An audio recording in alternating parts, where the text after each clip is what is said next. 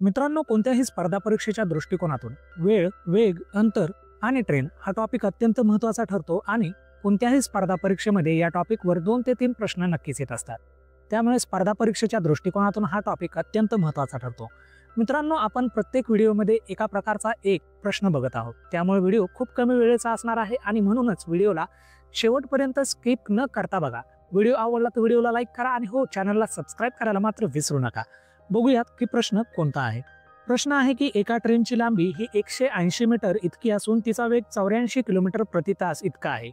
त्या ट्रेनच्या समान दिशेने एक माणूस ताशी 12 किलोमीटर प्रति तास या वेगाने धावत आहे. तर ती ट्रेन त्या व्यक्तीला किती वेळात ओलांडेल? बघा मित्रांनो, आपल्याला इथं सांगितलेलं आहे की एक ट्रेन एका दिशेने धावत आहे. त्या ट्रेनची लांबी ही 180 मीटर इतकी असून 84 किलोमीटर प्रति तास इतका वेग आहे.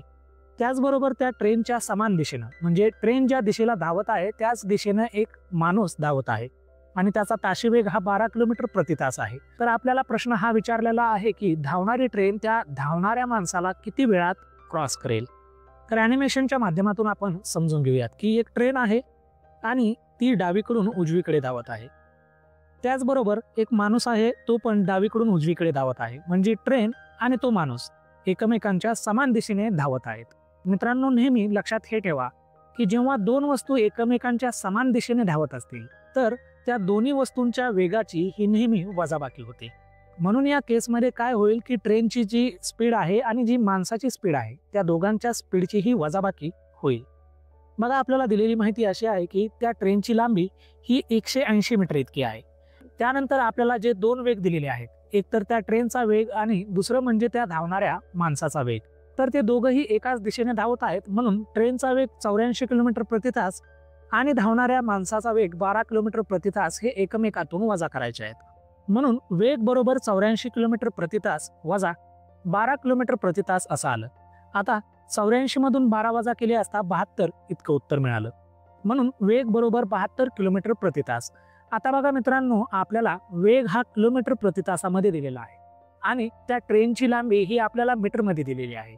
म्हणून किलोमीटर प्रति तास हा वेग मीटर प्रति सेकंदामध्ये कन्वर्ट करण्यासाठी आपल्याला 72 ला 5/18 न गुणायचा आहे. आता 18 × 18 आणि 18 × 72, 4 आणि 5 चा गुणाकार हा 20 होतो. म्हणून आपल्याला 20 मीटर प्रति सेकंद इतका वेग मिळाला. यानंतर प्रश्नामध्ये आपल्याला विचारलेलं आहे की त्या धावणाऱ्या ट्रेनने त्या धावणाऱ्या व्यक्तीला क्रॉस करण्यासाठी किती वेळ लागेल? तर आपल्याला वेळ काढायचा आहे. आता आपल्याला अंतर बरोबर वेग गुणिले वेळ हे सूत्र वापरायचं आहे या प्रश्नाचं उत्तर शोधण्यासाठी. अंतर बरोबर वेग गुणिले वेळ या इंग्लिशमध्ये distance is equals to speed into time असं म्हणतात. आता बघा, आपल्याकडे जी माहिती आहे ती आपण या सूत्रामध्ये ठेवणार आहोत. आता आपल्याकडे जो डेटा आहे किंवा जी माहिती आहे ती सूत्रामध्ये ठेवल्याच्या नंतर आपल्याला मिळालं 180 मीटर बरोबर 20 मीटर प्रति सेकंद गुणाकारात वेळ. आता गुणाकारात असलेलं 20 मीटर प्रति सेकंद हे 180च्या छेदस्थानी जाईल. म्हणून 180 भागाकारात 20 बरोबर वेळ असं मिळालं. आता 20नं 180ला भाग द्यायचा आहे. बघा, आता 20 × 20 आणि 20 × 9 180. 20नं 180ला 9चा पूर्ण भाग जातो. म्हणून 9 बरोबर वेळ असं मिळालं. आता आपल्याला वेळ बरोबर 9 हे भेटलेलं आहे. म्हणून 9 सेकंद इतका वेळ त्या धावणाऱ्या ट्रेनला त्या धावणाऱ्या माणसाला क्रॉस करण्यासाठी लागेल. हे आपलं शेवटचं उत्तर आहे. मित्रांनो, व्हिडिओ आवडला तर व्हिडिओला लाईक करा. बघा मित्रांनो, तुमचा एक लाईक आणि एक सबस्क्राईब मला तुम्हाला शिकवण्यासाठी नेहमी प्रेरित करत असतो. त्यामुळे व्हिडिओला लाईक आणि चॅनलला सबस्क्राईब करायला मात्र विसरू नका. Thanks for watching.